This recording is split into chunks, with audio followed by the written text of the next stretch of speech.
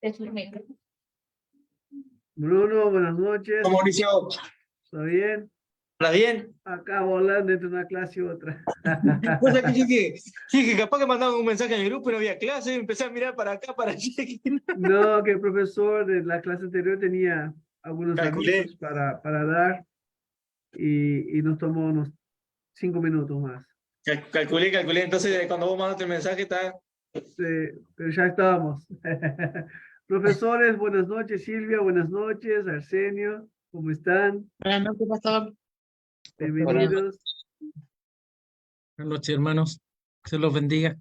Disculpen la demora un poquito, pero ya les pasé la clase.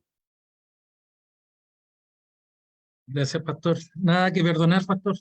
Gracias. Estábamos preocupados, pensamos que nos habían despedido.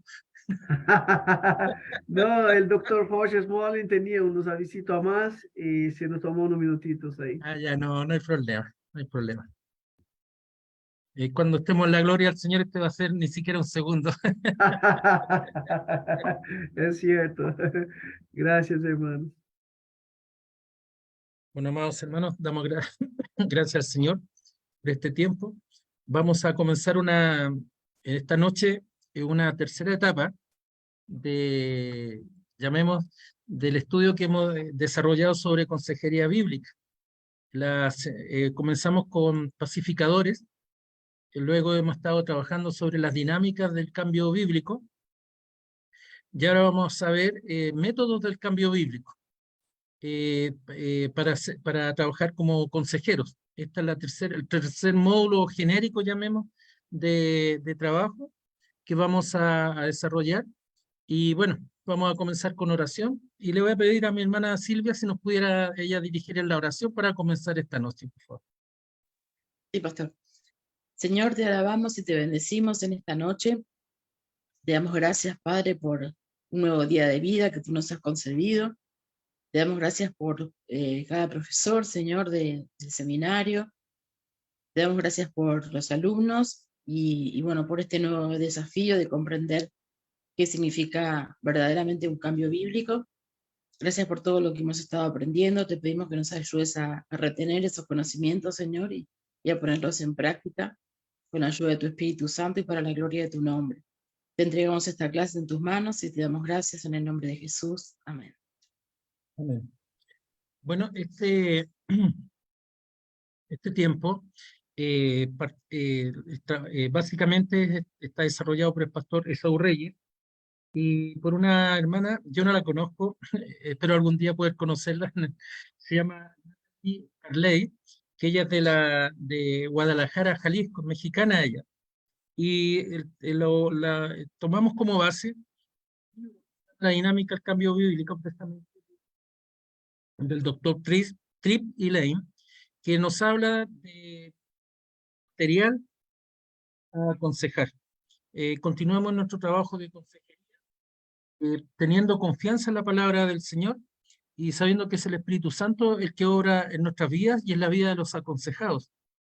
Y de esta manera, también siendo fieles a la palabra de Dios, cumplir con su llamamiento, es decir, ser ministros de la palabra del Señor, consejeros. Esto es un hermoso tiempo que nos va mostrando el Señor, de poder comprender, de poder seguir el entendimiento bíblico y cómo aconsejar a través de la palabra. Vamos a ver algunos conceptos que se van repitiendo, no son todos los conceptos originarios en el libro, pero en el desarrollo de los cursos que hemos tenido, tenemos una base común de tratamiento de los temas. Yo no sé si se ven las PPT ahí, mis amados hermanos, ¿se ven bien? ¿No se ven? Se ve bien, se ve ya. las diapositivas, sí. Ya, perfecto. Entonces, el objetivo del curso es que el alumno tenga un entendimiento bíblico de cómo funcionar, como un instrumento, nosotros siendo instrumentos de cambio en la vida de las personas a quienes ministramos. Ministrar, recordemos que la palabra significa servir, a quienes servimos, como a quienes vamos a aconsejar. Y presenta un modelo encarnacional Después se va a ir desarrollando esta idea de Paul Tripp, el cual consiste en aprender a llevar a cabo 4 funciones: amar, conocer, hablar y hacer. En resumen, se presentan en forma de repaso los fundamentos de la antropología bíblica pertinentes a la consejería, es decir, las características del hombre que atañen a la creación, la caída y la redención. Vemos que en la antropología bíblica, yo no sé si todos han tomado ese curso o no, pero básicamente cuando nosotros hablamos de antropología bíblica, vemos el concepto de cómo el Señor va obrando en la vida, cómo el Señor habla sobre el hombre. La Biblia, sabemos que habla de Dios, habla del pecado, habla de muchas materias, pero también habla del antropos, del hombre, pero desde el punto de vista bíblico. Y de esta manera vemos como hay temas específicos, por ejemplo, el origen del hombre, la vicegerencia del hombre, la naturaleza del hombre. Ahí tenemos el tema del alma, cuando surge el alma. Porque la dicotomía y tricotomía, si es alma y cuerpo alma, o espíritu. La imagen de Dios en nuestras vidas, en la vida del hombre. La caída, el pecado, el libre albedrío y la redención, los conceptos que implican santificación, adopción y glorificación. Entonces, de esta manera, nosotros vamos a ver una aplicación práctica de los conceptos de antropología. Entonces, nosotros, obviamente, por razones obvias, no vamos a entrar a tratar estos temas que hemos mencionado, que forman parte de las áreas del trabajo de la antropología bíblica. Pero, sin lugar a dudas, ella nos ayuda. Recordemos que la consejería bíblica es un tiempo de teología práctica. Así se conoce, es una teología práctica de vida, del día a día. Entonces, el concepto que ahora queremos tener en nuestra mente es responder una pregunta. En la lección número 1, ¿de verdad necesita ayuda la gente? ¿Necesitan las personas de ayuda? Y esta respuesta la veremos en el desarrollo de este tiempo. ¿Sí? ¿Sigo? Voy a seguir yo. Primero que nada, la creación. Fuimos creados para, primero, ser receptores de la revelación. Somos creados con la necesidad de conocer la verdad que venga de afuera de nosotros mismos. Dios creó a Adán, Dios creó a Eva para su honra y su gloria, para conocerlo, para vivir conforme a la voluntad de Dios. También somos intérpretes al tiempo de ser creados. No reaccionamos ante los hechos, sino ante la interpretación de los hechos. Un hecho para uno puede ser un hecho negativo y para otro puede ser un hecho positivo. Y si logramos comprender los hechos y podemos dar una adecuada interpretación de los mismos, es decir, un determinado, no solamente análisis del hecho, sino las consecuencias, cómo se van generando, nosotros podremos ver en ello, desde el punto de vista bíblico, la obra y la gracia de Dios en nuestra vida. Y también, al tiempo de ser creados, somos adoradores en comunión. Nosotros no somos entes aislados, no somos personas aisladas, sino que vivimos en comunidad. Y la comunidad en nuestros tiempos es la iglesia.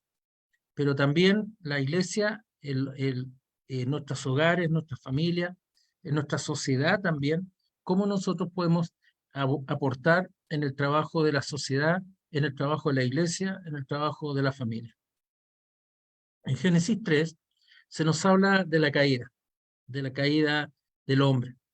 Por primera vez entra una voz diferente de consejo y pone al hombre en una disyuntiva: seguir el consejo de Dios, del Creador, o el consejo de la serpiente. Y así, recordemos, le pregunta a Eva: ¿así os ha dicho Dios? Y que esto es lo que Dios les ha dicho, como cuestionando la voluntad de Dios.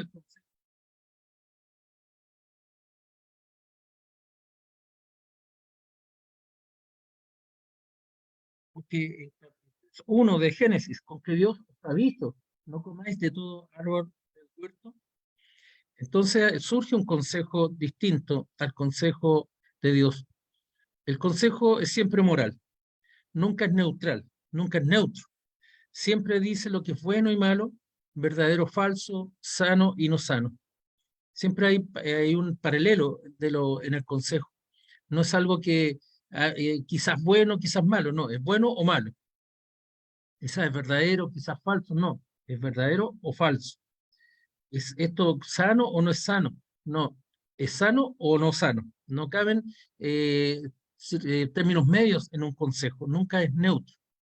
Y esto nos enseña que nosotros vivimos hoy en día en un mundo confuso, con tantas voces diferentes a la del Creador, cada una interpretando la vida y cada una compitiendo por ganar nuestros corazones. ¿Sí? Nosotros necesitamos de las Escrituras para penetrar la confusión y dar sentido a la vida. Nosotros recordemos lo que la confesión nos dice, la confesión de fe nos enseña, que la Biblia es nuestra única regla de fe y de conducta. Eso significa enfrentar la vida, enfrentar las cosas, enfrentar la confusión y dar un verdadero sentido a nuestra vida. Sabemos por la palabra que el hombre cayó expulsado de Edén, expulsado del paraíso. Pero la palabra nos enseña el camino de redención.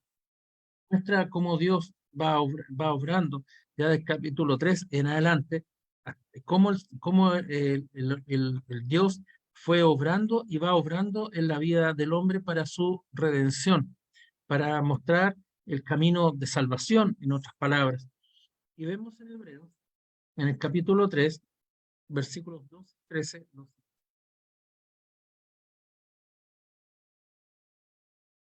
Mirad, hermano, Dios vivo. Ahí vemos que la progresión, maldad, ¿para qué? Para apartarse de Dios. Antes, exhortaos los unos a los otros, entre tanto que se dice hoy, para que ninguno de vosotros se endurezca por el engaño del pecado. Ahí vemos la progresión. Maldad, incredulidad, apartarse, endurecimiento del corazón. Hacemos presente que la palabra exhortar significa comunicar. Muchas veces las personas, cuando hablamos de exhortar, pensamos que es un reto, es una orden. No, exhortar significa comunicar. Entonces, ¿qué es lo que nos debemos de exhortar unos a otros? Entre tanto, hoy, para que ninguno de vosotros se endurezca por el engaño del pecado. Es decir, hay una comunión del pueblo del Señor, un tema en el cual nos comunicamos las bendiciones, en el cual participamos de los medios de gracia, en el cual participamos de conversaciones que nos hablan de la palabra del Señor, en los cuales participamos también de una sana enseñanza.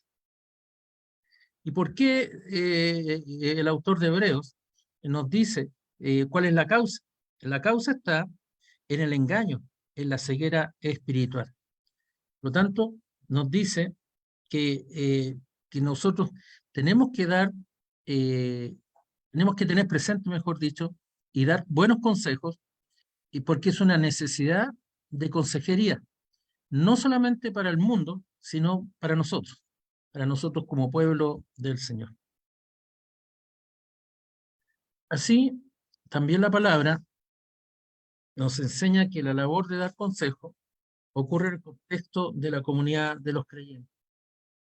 El capítulo 4, 11 al 16, nos dice que el Señor constituyó en su iglesia apóstoles, profetas, evangelistas, a otros pastores y maestros, a fin de perfeccionar a los santos para la obra del ministerio, para la edificación del cuerpo de Cristo. Y nos enseña la palabra, bien nos enseña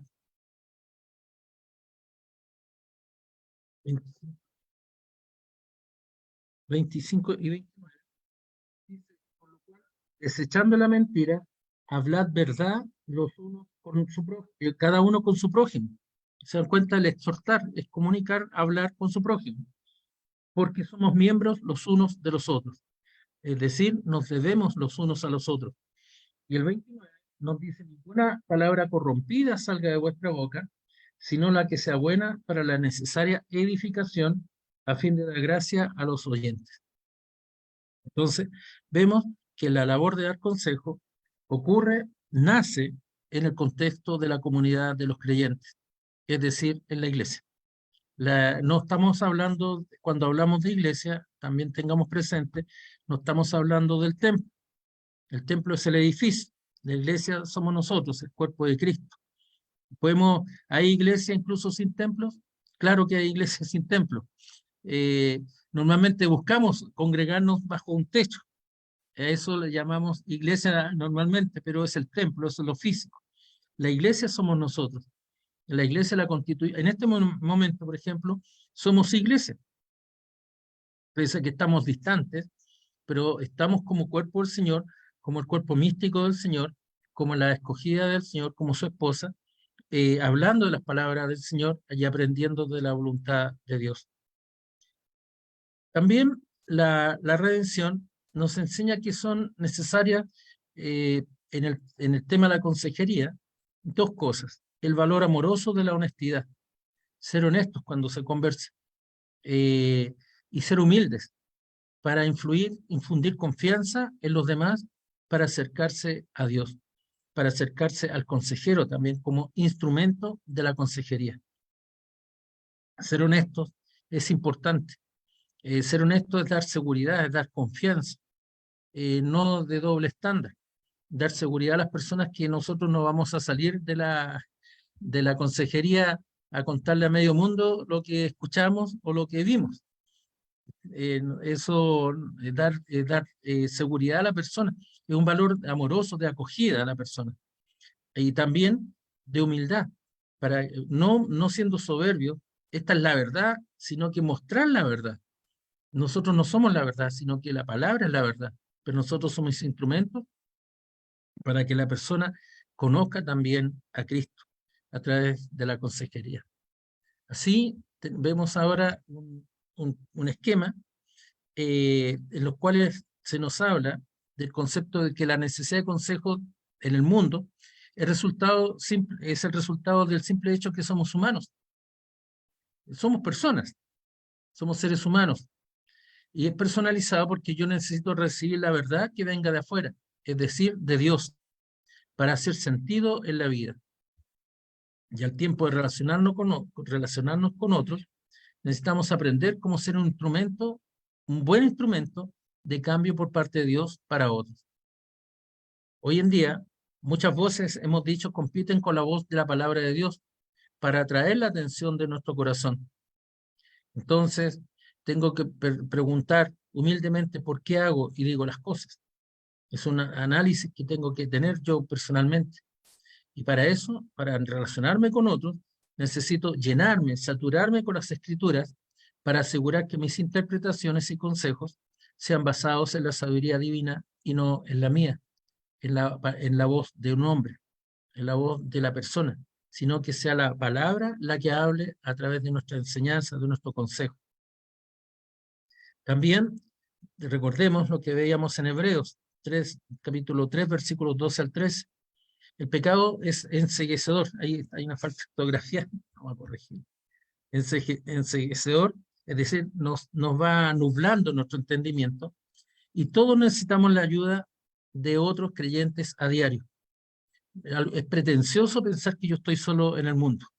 Es pretencioso que yo voy a poder solucionar solo mis problemas, sino que debemos buscar la ayuda, primeramente en el Señor y también en los hermanos.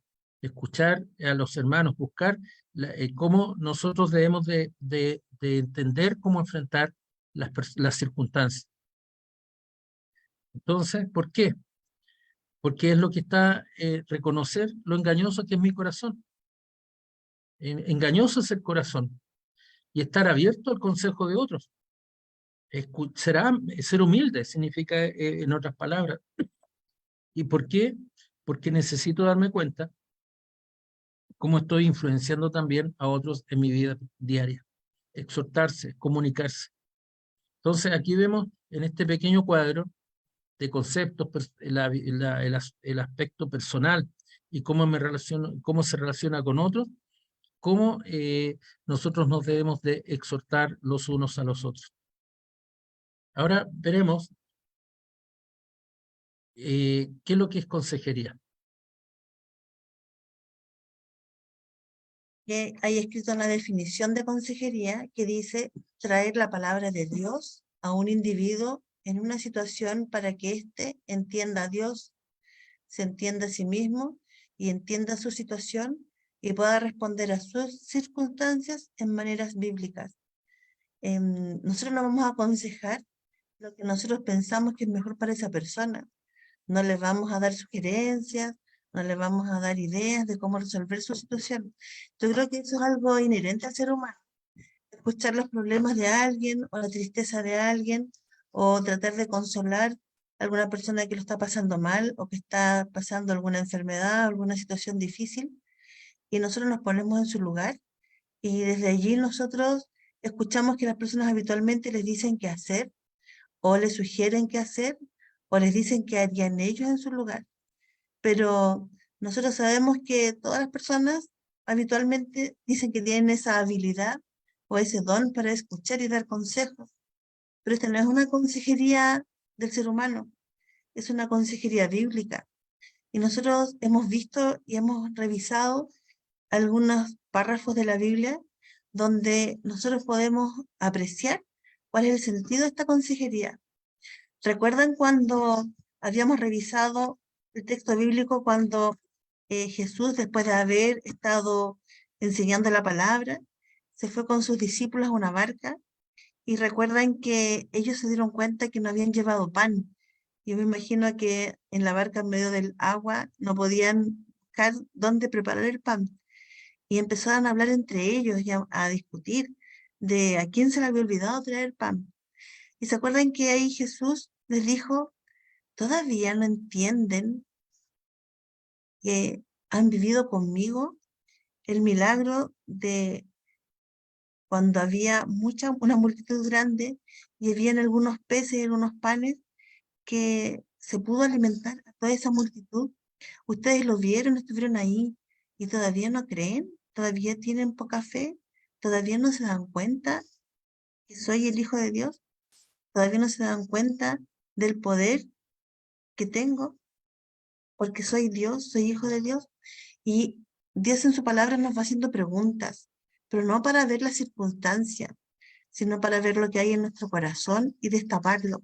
Y de esta manera poder arrepentirnos y poder entregar nuestra vida al Señor, poder creer en Él, traer la palabra de Dios a un individuo en una situación para que éste entienda a Dios, a través de la lectura de la palabra, a través de la exhortación de la palabra, para que vea su condición de pecador y para que también pueda responder a sus circunstancias. Recuerden que la circunstancia es como el movimiento de la mesa que hace salir de nuestro corazón lo que hay adentro del corazón, para que pueda responder a sus circunstancias en maneras bíblicas y poder revisar lo que hay en su corazón y arrepentirse.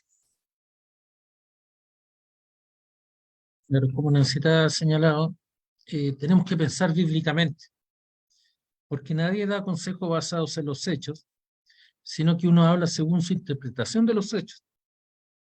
Y así, si nosotros interpretamos equivocadamente y nos equivocamos, el consejo no será correcto. ¿Por qué hablamos de la Biblia? ¿Por qué tenemos que hablar de la Biblia o pensar bíblicamente? Porque la Biblia es la verdad. La Biblia es la que es nuestra matriz objetiva de entendimiento de las cosas. No son mis vivencias personales, porque mis vivencias personales pueden estar equivocadas. Quizás yo piense que hicieron bien, pero no han hecho bien o no fueron bien realizadas. Entonces, yo no puedo dar o colocarme yo como un ejemplo de las cosas, sino que tenemos que poner al Señor a través de la palabra, como Jesús nos habla a través de la Biblia, para poder dar un buen consejo, siendo objetivos basados en la palabra, no en mi interpretación de mi propia vida, porque mi vida también no es el mejor ejemplo de las cosas, pero sí la Biblia es la mejor dirección, es la regla de fe y de conducta, como hemos dicho. Entonces, a través de esto, debemos de pensar en alguna situación, amado hermano, cuando no respondiste a los hechos, sino a tu interpretación equivocada de los hechos. Hemos vivido, cada uno de nosotros seguramente ha vivido más de algunas veces, y tenemos que reconocer que nos hemos equivocado, porque interpretamos mal los hechos. También nos preguntamos, ¿hubo una ocasión cuando Dios usó a alguien para poner al descubierto tu ceguera espiritual? Quizás no lo hemos pensado. A veces una situación negativa nos hizo pensar negativamente, pero Dios pone al descubierto nuestra ceguera espiritual. ¿Qué aprendimos? ¿Qué hizo en esa circunstancia, en esa situación, mejor dicho? ¿Qué hizo la persona para hacer la experiencia positiva o negativa? Podemos nosotros interpretar si fue negativa o positiva, pero recordemos lo que nos dice la palabra en Romanos 8:28, que a los hijos de Dios todas las cosas le ayudan a bien. Entonces, todas las cosas, no algunas, sino que todas las cosas. Nosotros podemos tener una experiencia, calificarla como negativa, pero es una experiencia de bendición. ¿Por qué se produce esto? ¿Por qué esa disociación? La respuesta está en el corazón. Y nosotros tenemos en la consejería, tenemos que ahí hay un corazón con un teleobjetivo para apuntar al corazón. Entonces, ¿qué es lo que es el corazón? El corazón en la Biblia se refiere al hombre interior, a la mente, al alma, al espíritu, a la voluntad. Jesús acusó a los fariseos de no fijarse en el corazón, sino en el externo de las acciones. Mateo 23, el 20, lo siguiente. Dice, hay de vosotros escribas y fariseos hipócritas. Miren, hipócritas, les dice a los fariseos, porque limpiáis lo de afuera del vaso y del plato, pero por dentro estáis llenos de robos y de injusticia. Fariseo ciego, limpia primero lo de dentro del vaso y del plato, para que también lo de afuera sea limpio.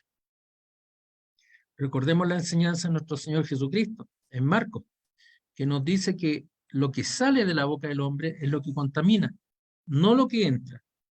Lo que sale de la boca es lo que contamina, lo que decimos, lo que hacemos, eso es lo que contamina, y no lo que entra.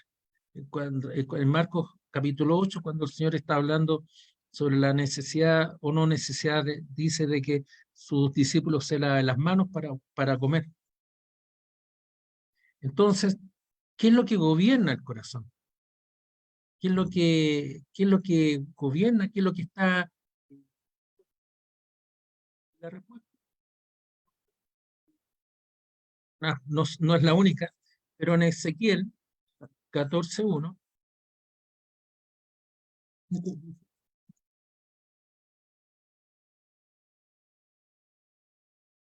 vinieron a mí algunos de los ancianos de Israel y se sentaron delante de mí. Y vino a mí palabra de Jehová diciendo, aquí es el profeta, Dios hablando a través del profeta. Hijo de hombre, estos hombres han puesto sus ídolos en su corazón y han establecido el tropiezo de su maldad delante de su rostro. ¿Acaso he de ser yo en modo alguno consultado por ellos? Háblales por tanto y diles, así ha dicho Jehová el Señor.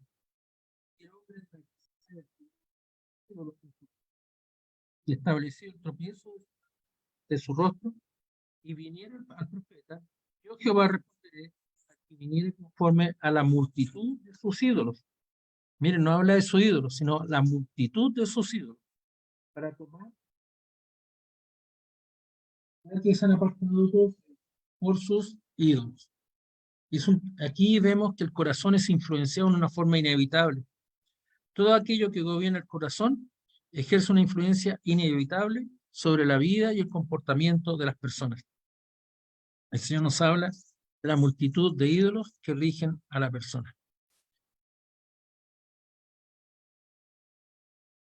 Hemos hablado anteriormente de lo que ha escrito el pastor Esaú en los textos anteriores y en las presentaciones anteriores, que todos tenemos ídolos, pero para nosotros un ídolo es como un modelo a seguir. El ídolo es como una imagen que a todos nos agrada y por lo tanto quisiéramos imitarlo y ser como él. Pero en realidad cuando hablamos de un ídolo del corazón, es aquello que tenemos arraigado dentro de nosotros, adentro de nuestra voluntad, de nuestros deseos. Y ese ídolo es el que direcciona y dirige lo que pensamos, deseamos y hacemos para conseguir eso que deseamos. Y en Romanos 1:25 dice así. Dice así, ya que cambiaron la verdad de Dios por la mentira, honrando y dando culto a las criaturas antes que al Creador, el cual es bendito por los siglos. Amén. Cuando nosotros hablamos de ídolos, a veces lo miramos como algo lejano, como algo que no nos ocurre, como algo de lo que estamos libres nosotros, porque somos hijos de Dios, porque creemos en Dios y porque queremos hacer su voluntad y porque todo lo que nosotros hacemos diariamente es para la honra y gloria de Dios. Todo lo que hacemos lo hacemos como una ofrenda a sus pies, pero nosotros tenemos ídolos y el ídolo son aquellas situaciones, deseos, aquellos anhelos que están en nuestro corazón y que si nosotros no los examinamos, en realidad no los vemos y creemos incluso que no los tenemos. Por ejemplo, yo puedo decir que a mí me gusta hacer las cosas bien, pero en realidad lo que estoy buscando o el ídolo que gobierna mi corazón es que deseo reconocimiento y deseo que los demás me adulen o me alaben o me admiren porque soy una persona trabajadora, porque soy correcta, porque me gusta dar lo mejor de mí en mi trabajo, porque soy una persona que los demás pueden confiar en ella, porque no importa si están vigilándome o no, voy a hacer siempre bien hecho mi trabajo. Pero el ídolo que hay en mi corazón es el deseo de vanagloria, el deseo de ser reconocida, el deseo de ser adulada, el deseo de que los demás me admiren. Y la admiración de mí misma no es una ofrenda al Señor. El deseo que me adulen no es una ofrenda al Señor. Es solamente la vanagloria y el deseo de que mi ídolo pueda ser alimentado a través de las acciones que realizo diariamente. Por eso que un ídolo del corazón es cualquier cosa que gobierna mi corazón, que está aparte de Dios. Y saben, hermanos, que uno a veces cree que porque lleva muchos años en la iglesia, porque uno cree que uno quiere ser un instrumento fiel de Dios, uno cree que no tiene ídolos, pero las circunstancias son las que permiten, cuando estamos en conflicto, en una situación compleja, son las que permiten entonces que nosotros podamos ver qué es lo que dice Dios en esa circunstancia para poder detectar cuál es el ídolo que tenemos.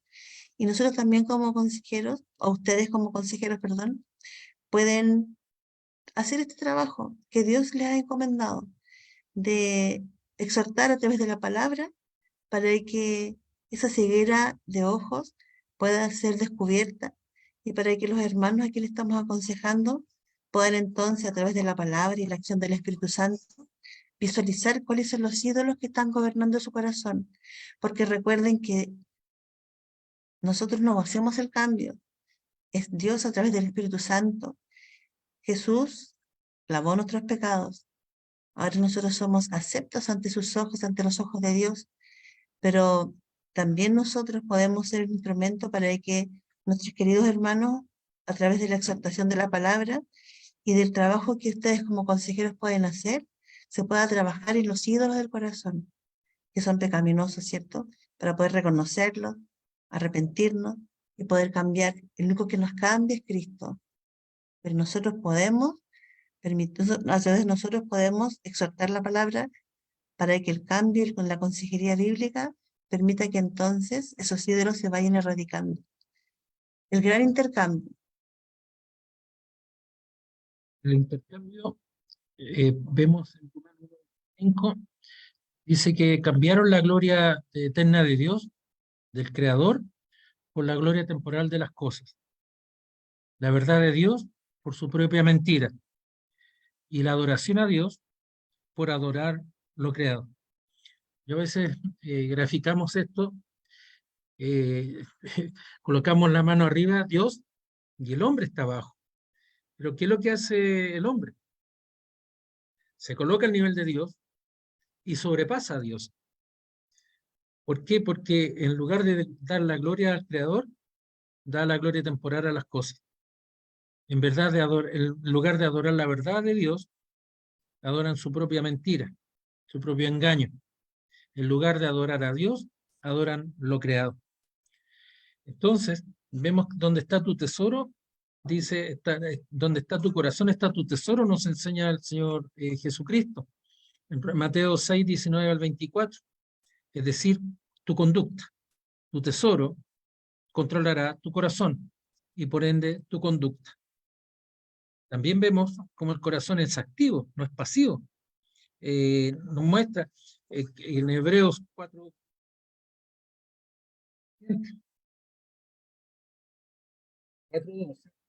nos dice lo siguiente: porque la palabra de Dios es viva y eficaz, y más cortante que toda espada de dos filos, y penetra hasta partir el alma y el espíritu, las coyunturas, los tuétanos, y discierne los pensamientos y las intenciones ¿de qué? Del corazón. Dice versículo 3: y no hay cosa creada que no sea manifiesta en su presencia.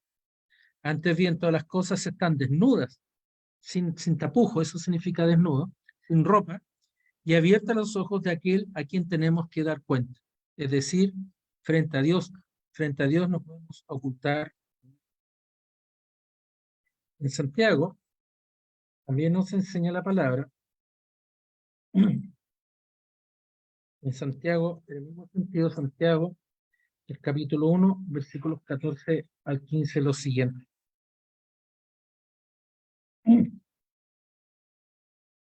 Sino que cada uno es tentado, hablando sobre el pecado,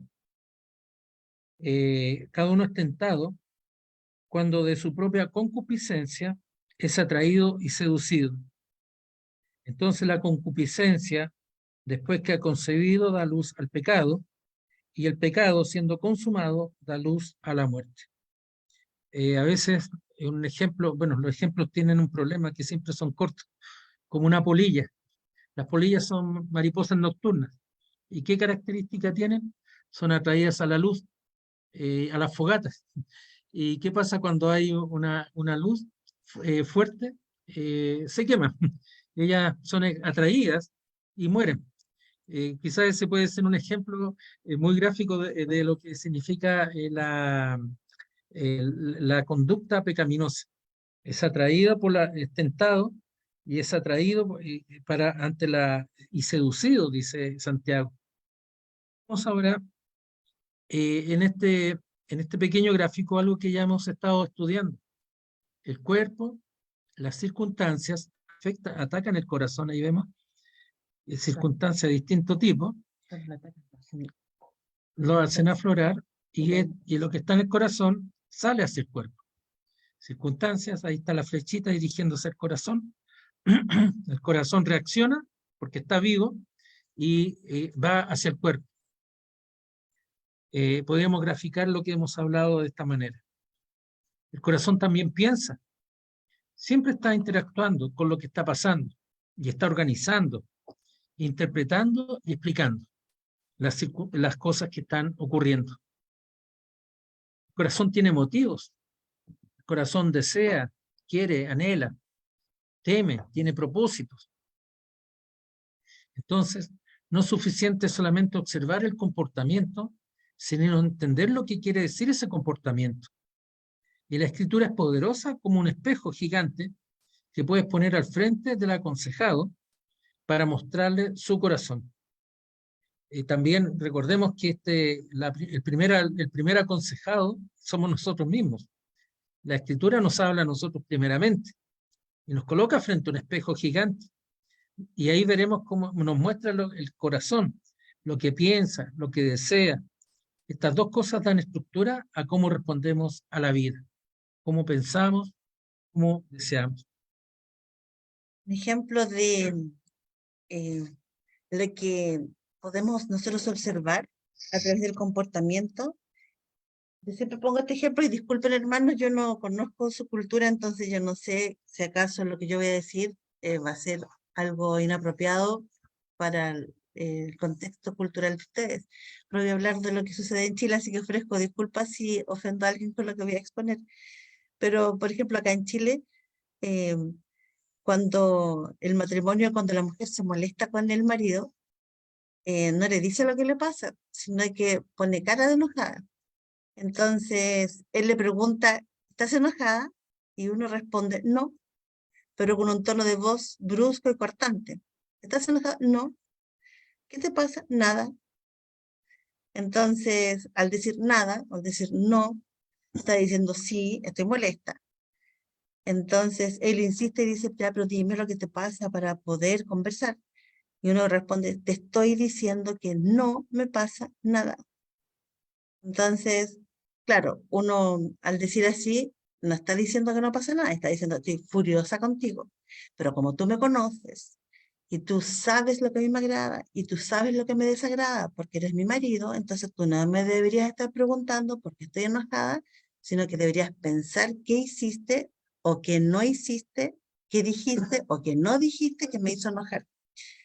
Y si él todavía sigue perdido, entonces uno se molesta más todavía porque entonces piensa que soy tan poco importante para él, soy tan poco prioritario en su vida que ni siquiera se dio cuenta porque me enojé. O sea, uno se enoja 2 veces.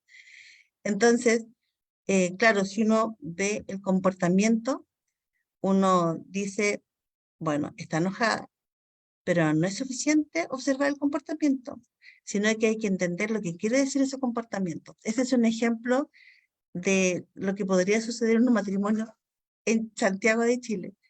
Pero la escritura no habla de ese tipo de comportamientos, sino que está diciendo que nosotros tenemos que mirar lo que hay en el corazón del aconsejado, no en lo que está procesando su mente para que la otra persona esté entonces pendiente del otro y para que esté tratando de adivinar lo que a la otra persona le pasa, sino que nosotros podemos a través de la escritura, al mirar el comportamiento, podemos entonces buscar en la escritura lo que dice la escritura para que el aconsejado de ustedes pueda entonces observar lo que hay en su corazón. Y lo que pasa en su corazón es lo que se puede observar en el comportamiento.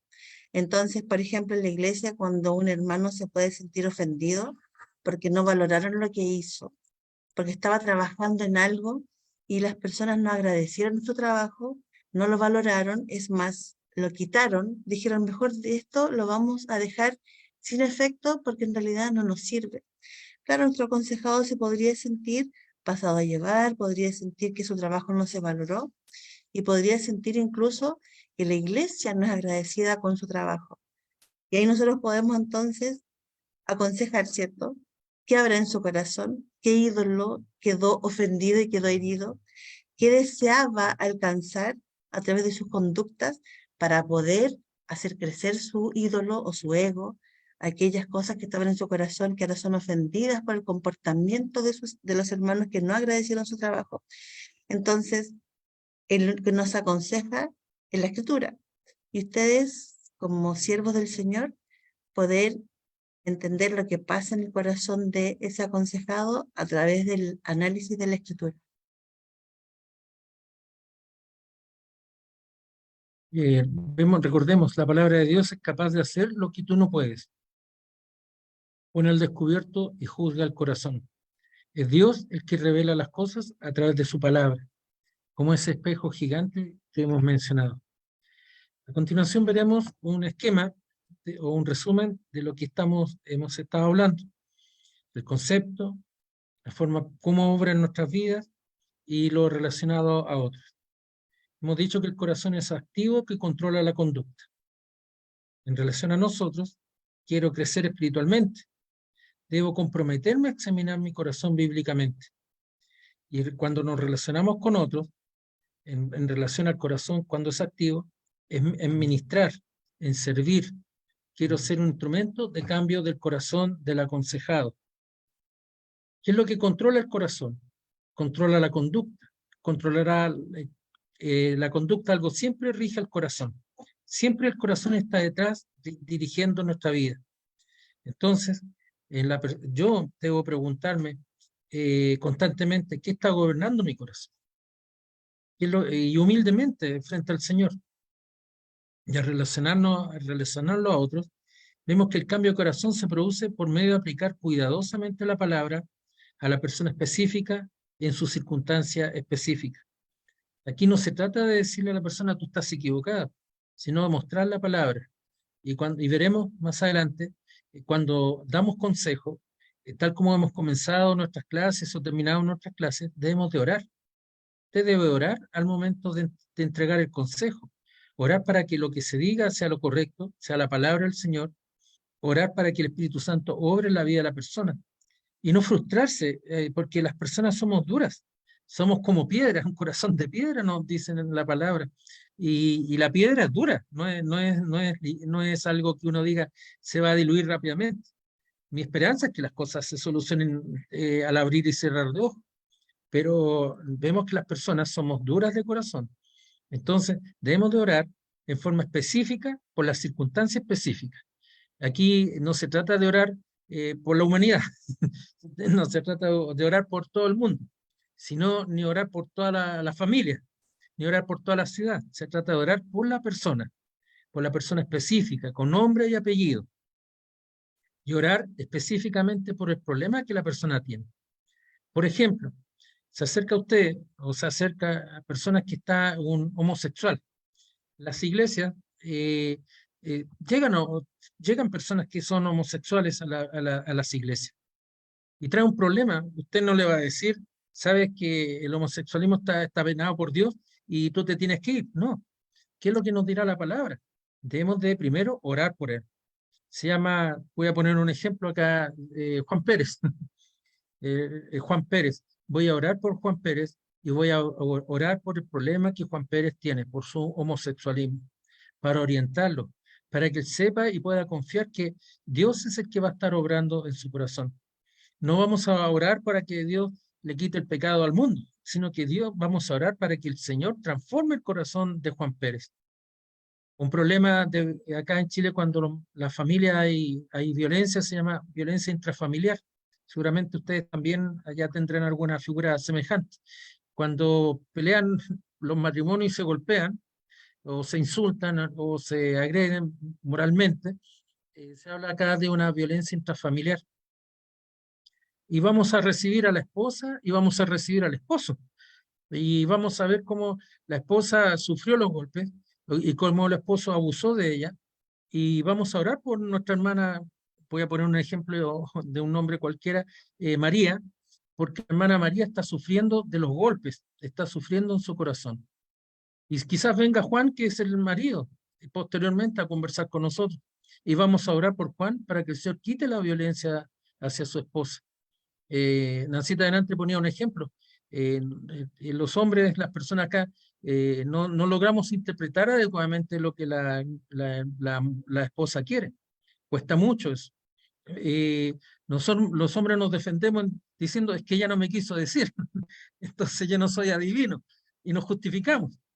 Pero hay que buscar a Dios, hay que saber perdonarnos, hay que saber que no se ponga el sol sobre vuestro enojo, aplicar la palabra y saber comprendernos y ser abiertos los unos a los otros de lo que nos va ocurriendo.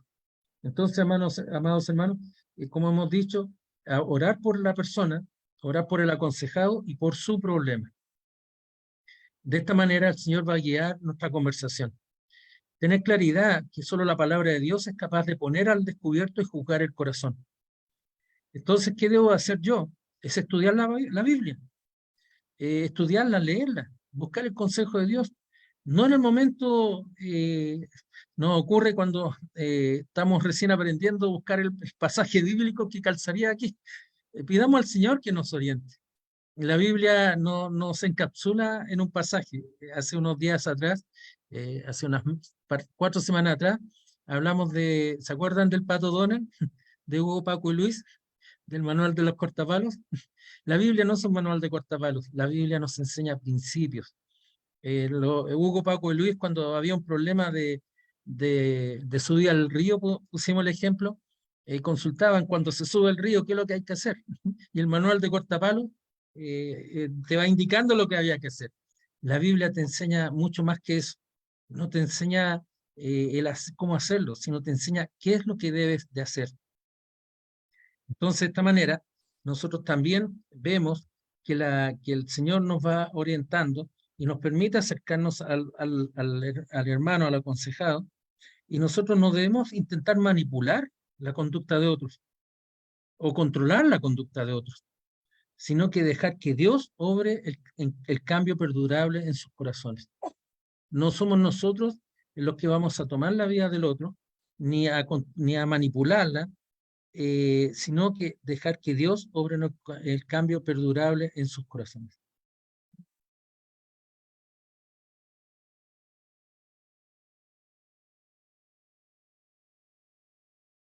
Para reflexionar, yo siempre pienso que cuando uno está estudiando, primero uno lo asimila y le hace sentido a uno primero, ¿cierto? Lo que habla Dios lo hace primero para uno. ¿Y cuáles son algunos ejemplos del corazón siendo manifiesto en los frutos, en ti o en la Biblia? Y aquí el pastor va a leer 1 Samuel 15, 22 al 24. Samuel dijo, y víctimas, como en que se obedezca la palabra de Jehová. Ciertamente el obedecer es mejor que los sacrificios, y prestar atención que la grosura de los carneros. Porque como pecado de adivinación es la rebelión, y como ídolos e idolatría la obstinación. La idolatría y la obstinación. Por cuanto tú desechaste la palabra de Jehová, él también te ha desechado para que no seas rey. Entonces Saúl dijo a Samuel, yo he pecado, pues he quebrantado el mandamiento de Jehová y tus palabras, porque temí al pueblo y consentí a la voz de ellos. Perdona pues ahora mi pecado. Recordemos que Saúl, después de estas palabras que son impactantes, miren lo que dice, y vuelve conmigo para que adore a Jehová.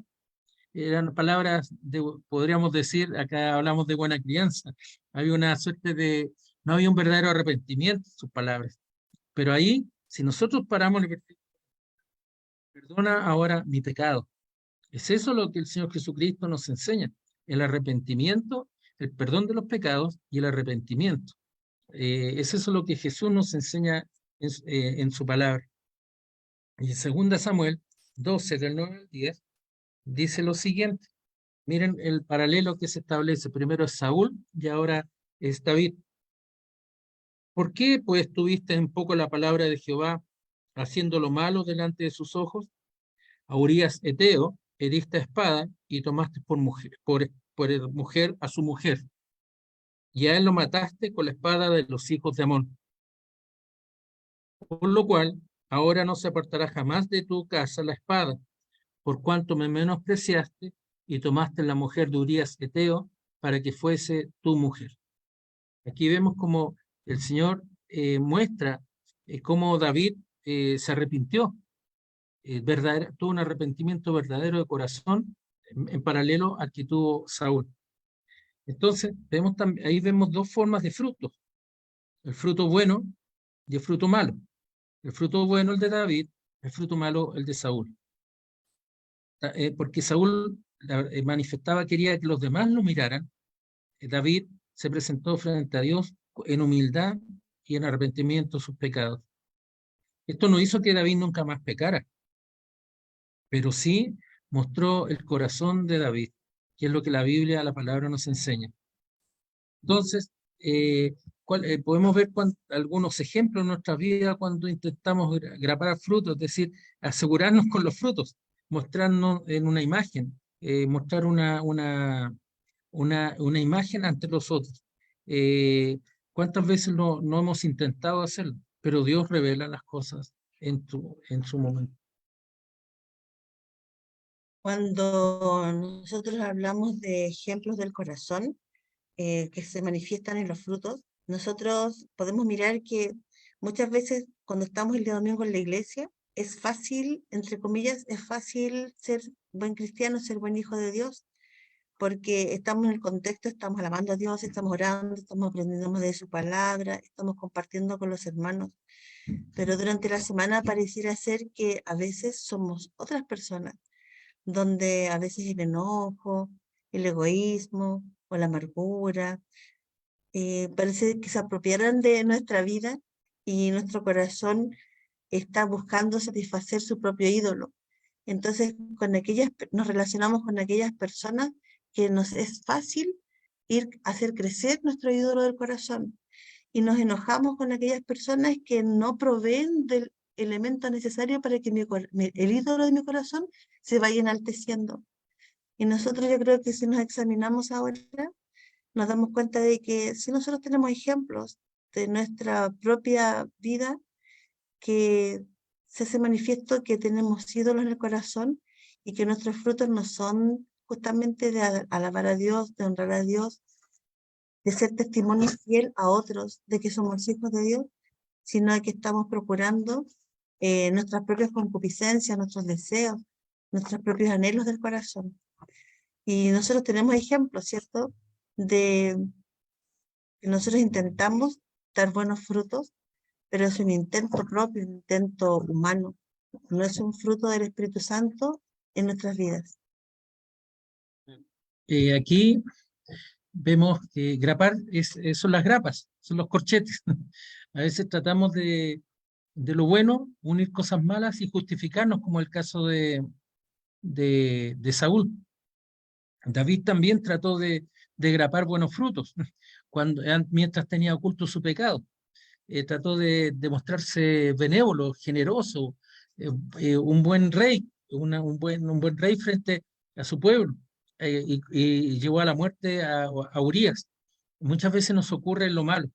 Entonces, vemos ocasiones en cuales nosotros tratamos de grapar, de unir frutos buenos, aparentemente ante los demás, pero que nuestro corazón está malo. Hay una intención pecaminosa. ¿Cuáles ídolos del corazón te están revelando el Señor? Es un tiempo de reflexión hermano, recordemos. Es útil apuntar testimonios de tu propia vida que puedes utilizar para ayudar a otros. Es como antiguamente habían, ¿cómo se llama esto? Libros de vida, donde uno iba escribiendo sus cosas. Diario de vida, su diario de vida. Yo creo que hoy día ya han desaparecido los diarios de vida, pero es un tiempo de reflexión propio, donde uno va notando también cómo el Señor nos va mostrando ídolos nuestros. Y no para decirle, mire, yo tenía este ídolo y ahora no lo tengo, no, sino para reflexionar cómo el Señor fue ayudando en nuestro corazón a quitar esos ídolos. No, volvemos a insistir, no para que seamos ejemplo de otros, miren cómo soy bueno, sino que mostrar cómo el Señor nos va limpiando, cómo el Señor va perdonándonos y cómo el Señor va obrando en nuestros corazones. Y también para que reflexionemos en nuestra casa, en nuestros hogares, escribir nuestra propia definición de lo que significa funcionar como un instrumento de Dios para el cambio en la vida de otros. Recordemos que esto es un tema de desafío personal. No sé si usa la palabra desafío, pero es un tema de reflexión personal, mejor dicho. En que usted va a reflexionar, primeramente conocernos nosotros con la ayuda del Espíritu Santo. Y al tiempo de reflexionar nuestra vida, los animamos a que pueda también mostrar su vida, su testimonio personal. Es para usted, frente a Dios. Y esto le va a ayudar mucho. Recordemos que lo que nos ocurre a nosotros, las pruebas que nos suceden, las dificultades que surgen en la vida, el Señor nos dice que es para bendición nuestra primeramente por el obrar de Dios y también para que nosotros llevemos consuelo a otros. No hay mejor manera de un cristiano llevar consuelo a otros. Estamos pensando en 2 Corintios capítulo 1, versículos 6 y siguiente. Entonces, vamos a pasar en este rato que nos va quedando a entendiendo la lucha de nuestro corazón. Santiago nos llama a hacer algo diferente de lo que normalmente hacemos cuando estamos enojados. Típicamente, miramos a nuestro alrededor y para explicar nuestro enojo, para dar argumentos. Ella me da mucho coraje, eso no vamos a tener que...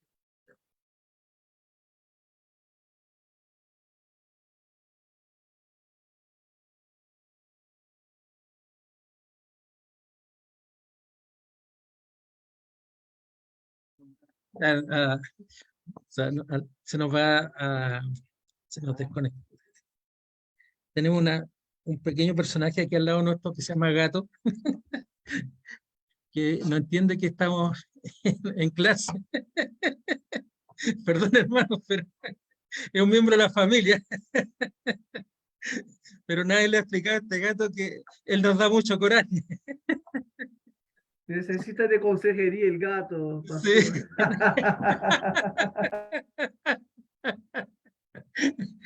Es que es un animalito muy regalón, la verdad, las cosas. Bueno, algún día, como algún día más de alguno de ustedes va a estar en nuestra casa y va a conocer nuestro verdadero zoológico que tenemos acá. El pastor Tenemos una tortuga que, perdón hermano, el segundo.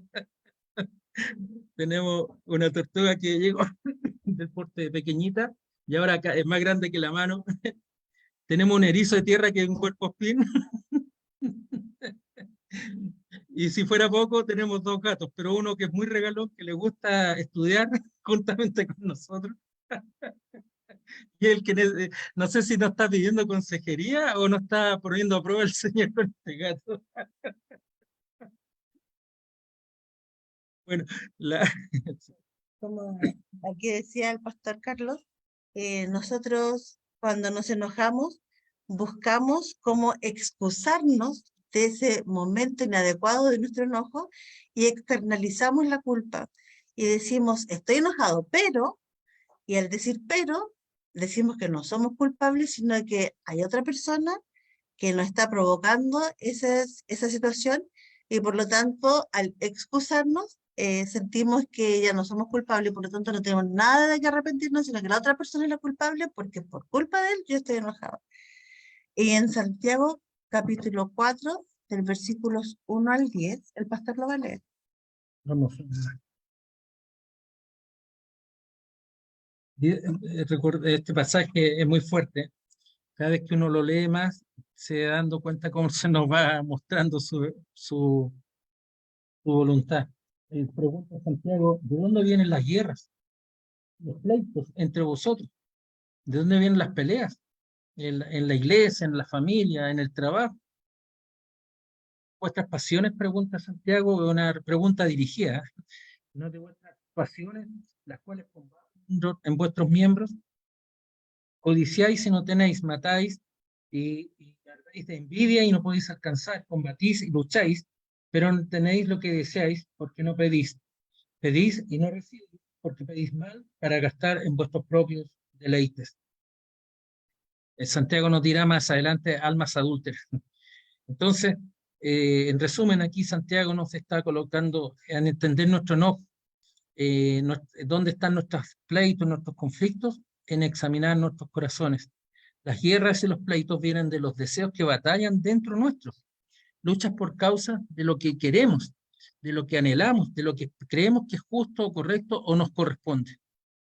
Las circunstancias y las personas no nos hacen enojar, sino solamente proveen la ocasión para que nuestro enojo se exprese. Fue la última clase que estuvimos hablando. Es importante entender lo que Santiago dice acerca de los deseos de nuestro corazón. No dice que esté mal desear.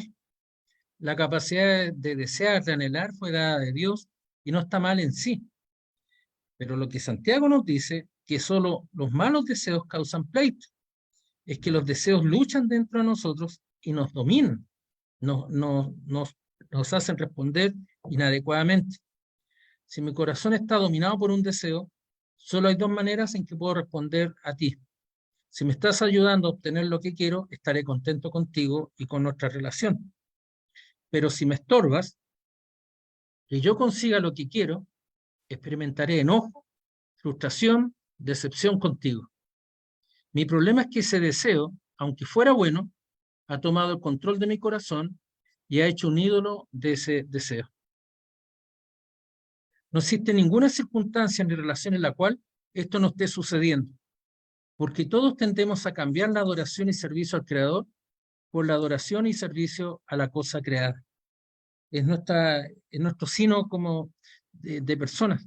Romanos 7, el apóstol Pablo nos habla que la ley es justa, santa y buena, pero la infringo. No hay quien, dice la palabra, que no hay quien la pueda cumplir. Y en mi mente, en mi cuerpo tengo la ley de Dios, pero en mi corazón mi corazón hay luchas, hay combate.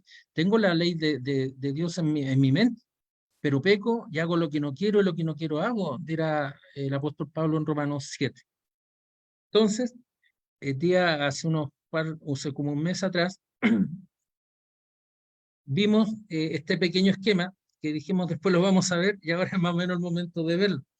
Vemos en el lado superior derecho de sus pantallas un corazón, la forma de un corazón rojito, no es un corazón de amor, sino que es un corazón que dice ídolos del corazón. El corazón está vivo, son ídolos del corazón. Pero al frente tenemos el alfa y la omega. Yo soy el alfa y la omega. Es Cristo, ¿no es cierto? Donde hay esperanza, promesas, obediencia. Pero aquí están los deseos en el intermedio. El deseo yo quiero, demanda, yo tengo que tener. Las expectativas tú debes hacer, tú debes tener, tú debes pensar. La desilusión, no lo hiciste.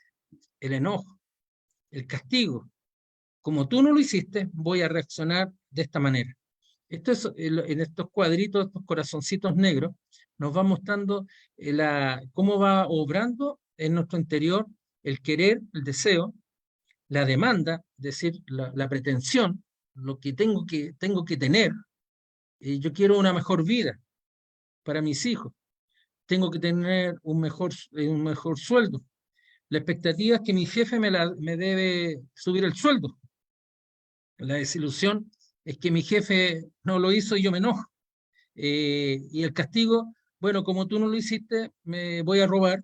Como tú no lo hiciste, voy a hacer lo mínimo necesario. Y se dan cuenta cómo va operando esta cascada de lo más hacia lo menos, va obrando del interior del corazón hacia afuera. Es importante entender el meollo del pasaje de Santiago que hemos leído en Santiago 4:4. O almas adúlteras. Cuando dice eso, está explicando por qué luchamos con enojo. Y el conflicto humano tiene su raíz en el adulterio espiritual. La disociación espiritual, adulterio, significa el engaño espiritual. Mi problema no es la gente, el problema no son las situaciones difíciles. Mi problema es que doy el amor que pertenece a Dios, a algo o a alguien más. Mi problema es la idolatría. Mi propio problema. Es nuevamente mi corazón. La idolatría está en el corazón. Entonces, notemos que el cambio no ocurre por medio de tratar de controlar mi enojo.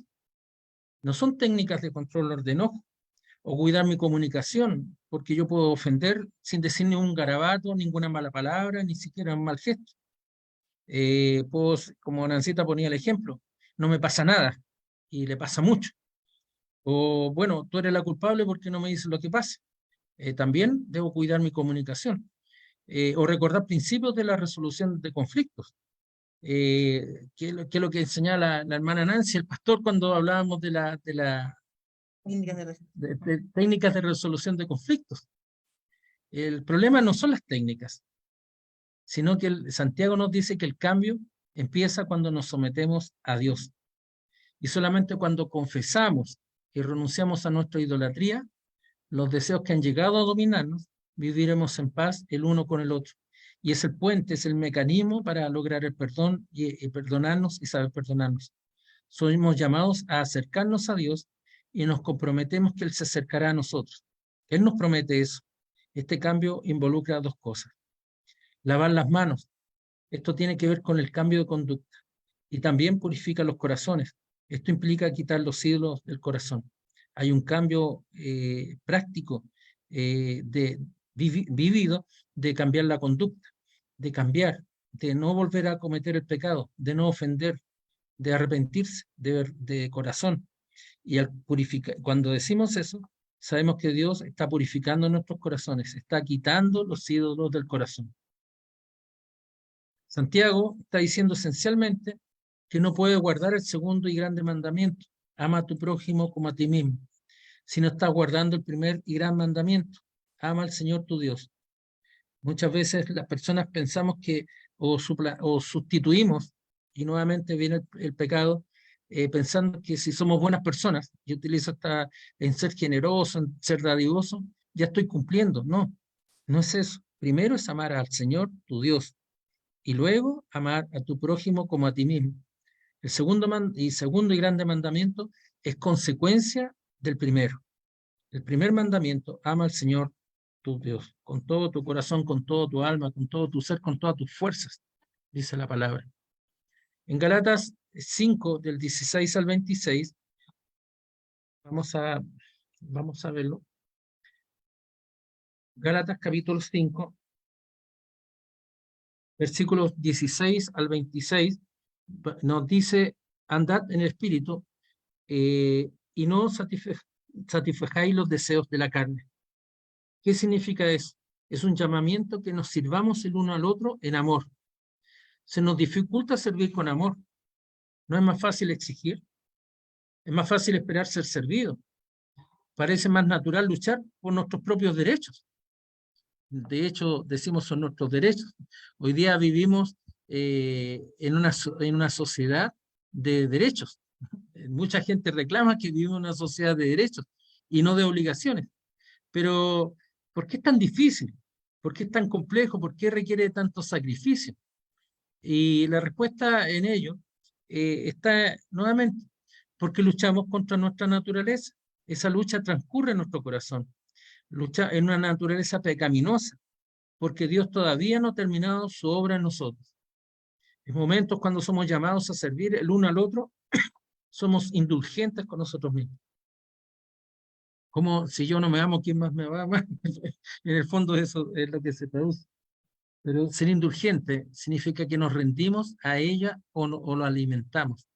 En lugar de rendirnos al llamamiento de Dios, nos rendimos a los deseos y demandas de la naturaleza pecaminosa.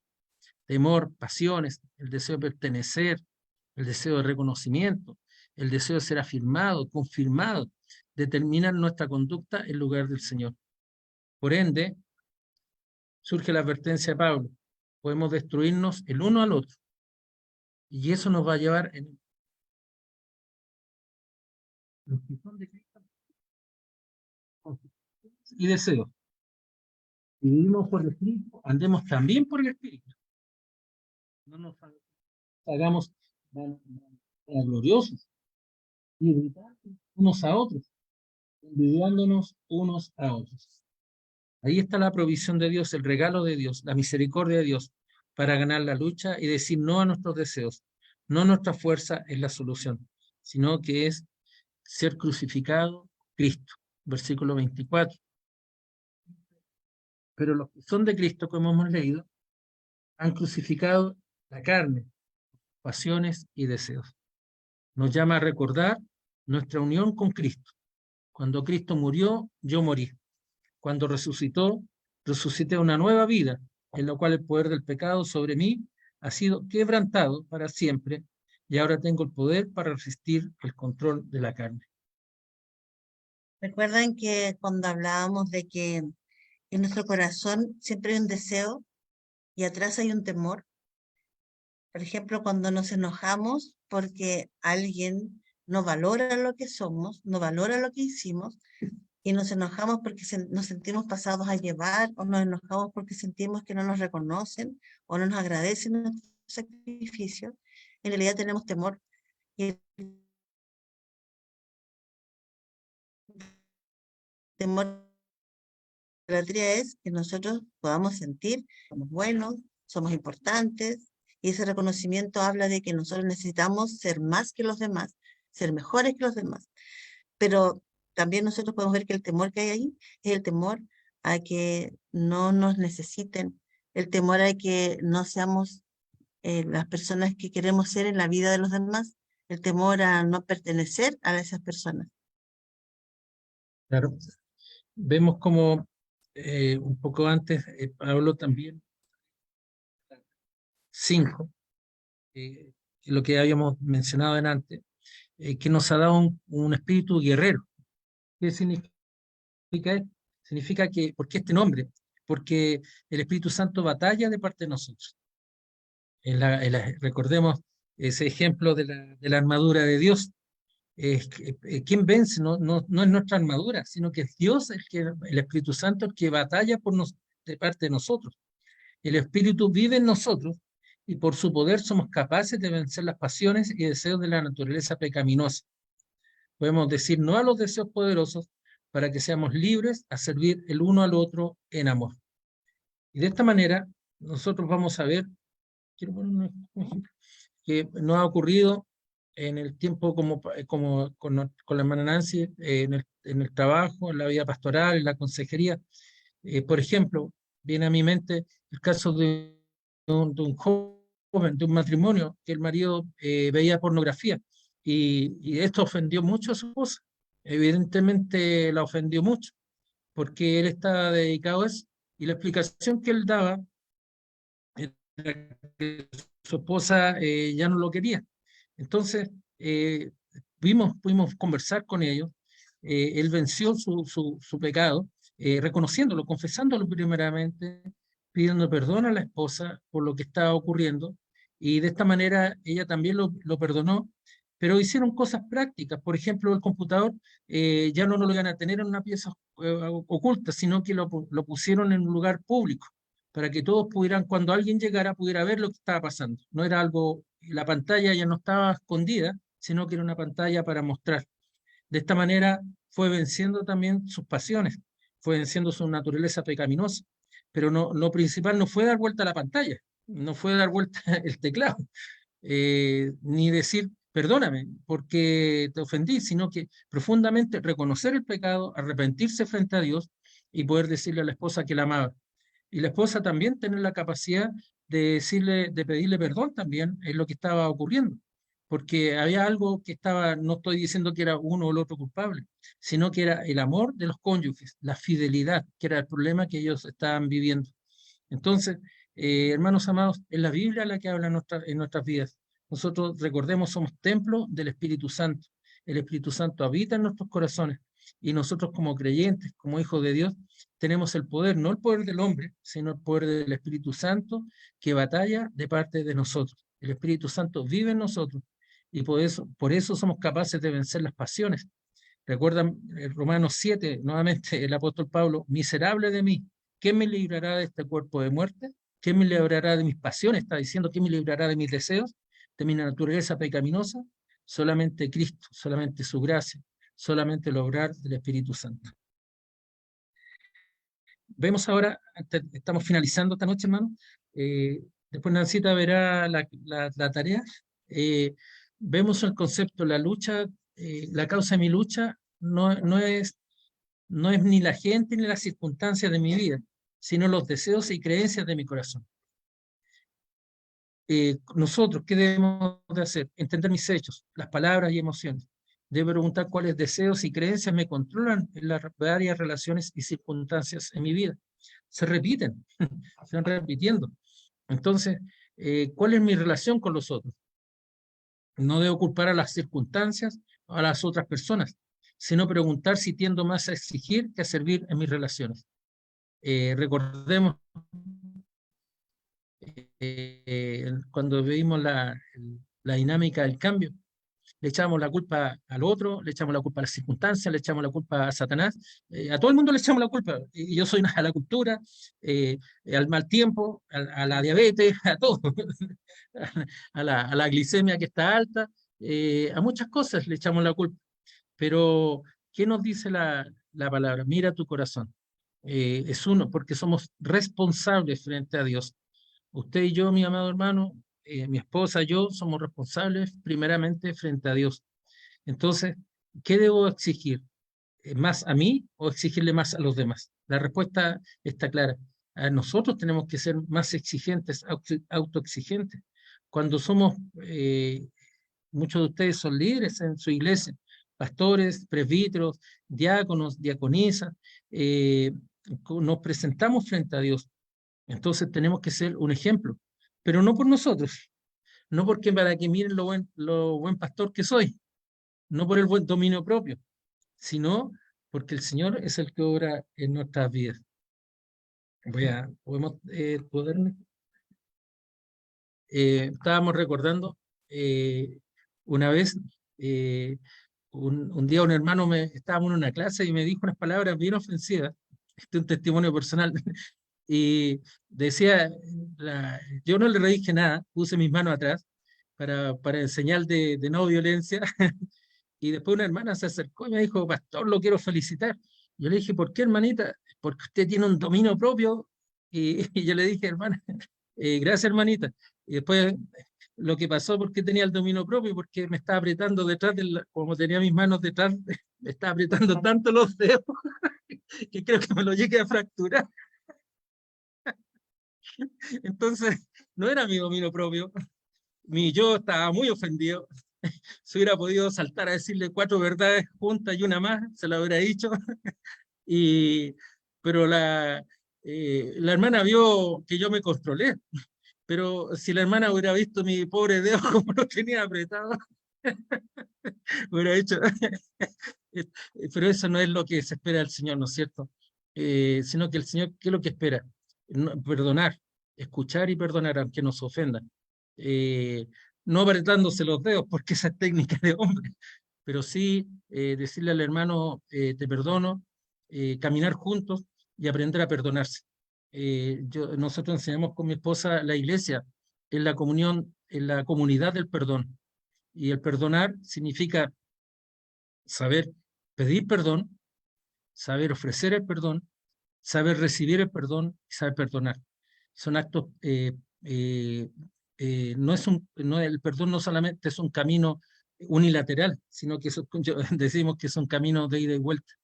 Si ofendo a mi esposa, le pido perdón. Si ella me ofende, me pide perdón. Yo lo acepto y declaro también mi perdón. No es, qué bueno que me perdiste perdón, te hacía falta que te perdonara. Eso es soberbia. Sino que estar el uno al otro mirándonos a los ojos, pero no en los ojos humanos, sino mirar en Cristo. ¿Por qué? Porque estamos unidos a Cristo y el Espíritu Santo mora en nosotros. Así que podemos decir no a los deseos pecaminosos, podemos frenarnos. Y debo aprender a recordar mi relación, mi identidad en Cristo y depender del Espíritu que obra en mí mientras busco servir a otros en amor. Debo estar comprometido cuando mi relación con otros, a ayudar a otros a recordar quiénes son en Cristo mientras luchan con la tentación. De esta manera, amados hermanos, vamos a tener presente esas circunstancias, Cristo el que gobierna nuestras vidas. La tarea en esta ocasión es instrumentos de cambio. Dice, se denomina Hazlo Real, estudio de Jesús y el corazón. En la tarea hay son como 10 ejemplos que uno tiene que revisar, pero la idea es que nosotros los podamos revisar para ver qué es lo que decía Jesús en ese texto bíblico, para poder discernir lo que había en el corazón, de acuerdo a lo que el texto bíblico está diciendo. Y la segunda parte de la tarea es que nosotros examinemos nuestro corazón cuando estemos revisando esos pasajes de la Biblia. Si Cristo estuviera hablando contigo, ¿qué es lo que le gustaría ponerte al descubierto? ¿Dónde te está llamando a un cambio de corazón? Entonces, por ejemplo, aquí habla de Mateo 8, 23 al 27, y habla cuando los discípulos estaban con Jesús en la lancha, y no sé en qué página está, no.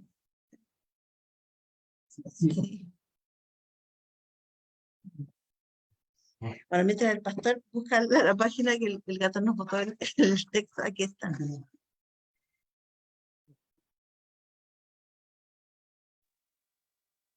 Página 13 lo que es, ¿no? Parece que sí, sí. Aquí cuando estamos, por ejemplo, este texto, Mateo 8, 23 al 27, estaban los discípulos en la lancha con Jesús y hubo una tempestad, ¿cierto? Entonces, yo no sé si ustedes han visto alguna vez una tempestad, pero acá en Chile tenemos mucho mar y hemos visto tempestades grandes, pero nunca las he vivido dentro de un barco. Pero me imagino que debe dar mucho susto. Y los discípulos se asustaron y Jesús estaba durmiendo y los discípulos lo despertaron porque temían que les pasara algo, ¿cierto? Y Jesús claramente les dijo ahí, los reprendió y les dijo, hombres de poca fe, porque Jesús, controla los vientos, controla la tempestad, controla lo que pasa en nuestras vidas. Y aún a la palabra de Jesús, el viento se calma y la tempestad se calma, ¿cierto? Entonces, él les preguntó, hombres de poca fe. Y con esa pregunta, Jesús les representó que Él es poderoso. Estaban con Él, estaban con Jesús en la barca. Él lo controla todo y tenían miedo y lo despertaron para que haga algo, porque temían que les pasara algo en sus vidas, no entendiendo que Jesús es el dueño de nuestras vidas. Por lo tanto, la idea es que ustedes puedan leer los pasajes bíblicos y determinar qué es lo que Jesús estaba haciendo, visualizar con este texto a las personas que estaban ahí, en ese contexto bíblico, a los fariseos, a Pedro, y a todo lo que se va viendo ahí a María y a Marta en los textos bíblicos, cuando alimentó a las 5.000, la mujer adúltera. Son 1, 2, 3, 4, 5, 6, 7, 8, 9, 10, 11, son 12 textos bíblicos que tienen que leer y tienen que responder lo que Jesús discierne acerca del corazón en las personas que están hablando en ese texto bíblico. Por ejemplo, en el que leímos recién, a los discípulos, ¿cierto? Y después la pregunta 2, que son unos textos bíblicos que estaban hablando acerca de un contexto, después se lo llevemos a nuestra propia vida y podamos decir qué es lo que Dios ahora nos dice a nosotros al analizar ese texto bíblico. Claro, la tarea tiene dos aspectos, como dice Nancy. Uno objetivo, que es analizar el texto bíblico, Y lo que lo que decía respecto a esas personas, pero ahora traigamos esa enseñanza a nuestra propia vida. Examinemos nuestro corazón, orando, como hemos dicho. Si Cristo estuviera hablando contigo, ¿qué es lo que le gustaría poner al descubierto? ¿Dónde te está llamando a un cambio de corazón? Pensemos, no veamos las cosas como ajenas a otro, sino que ahora esta palabra está hablando a nosotros. ¿Ya? Esa es la tarea que tenemos. Entonces, mis amados hermanos, estamos terminando esta noche. Queríamos invitarlos a tener un momento de oración. Pastor, si nos permite invitar al hermano Bruno que nos dirija en oración y previamente el pastor nos va a dar algunas instrucciones si es que fuera necesario. Amado pastor. Pastor, no sé si tiene algo que decir, algo que No, decirnos. no tengo información más allá de que los hermanos sigan con sus tareas y vamos adelante y empezamos segunda parte del cuatrimestre. Amén. Gracias. Que se nos bendiga. Hermano Bruno, por favor. Vamos a orar entonces, hermanos. Te damos gracias, mi buen Dios. Gracias por este tiempo que podemos compartir aquí, Señor, mirando tu palabra. Padre, también haciendo de parte nuestra también, Señor, introspección de lo que tú estás obrando en nuestras vidas y cómo nosotros nos comportamos, Señor, de acuerdo a tus verdades bíblicas, Señor. Y Padre, queremos también, Señor, ser instrumento en tus manos, Señor, no solo para dar buenos consejos, sino también a la vez para ser ejemplos, Señor, de esos consejos, Señor. Que podamos, Señor, ser edificación, Señor, en la iglesia, para que la iglesia siga creciendo y fortaleciéndose, Señor, en Cristo. Te damos gracias, Señor, por los profesores, gracias por sus vidas y por cómo tú lo estás usando en la iglesia aquí en Chile, Señor. Gracias por cada hermano que está participando, Señor, de esta clase. Y te pedimos, Señor, que tú nos ayudes a seguir entendiendo tu palabra, Señor, y aplicarla a nuestras vidas, Señor, aplicar tus verdades, Padre, para ser cada día, Señor, santificados por ti, Señor, para la gloria y la honra de tu nombre. Te damos gracias, Señor, y te pedimos todo en el nombre de Jesús. Amén. Amén. Muchísimas gracias, profesores, hermanos. Nos vemos mañana con lo que sigue. Nos Que el Señor vemos. les bendiga. Buen Gracias. descanso a Chao. todos. Gracias. Dios los Bendiciones. bendiga. Chao, chao. Buenas noches, bendiciones.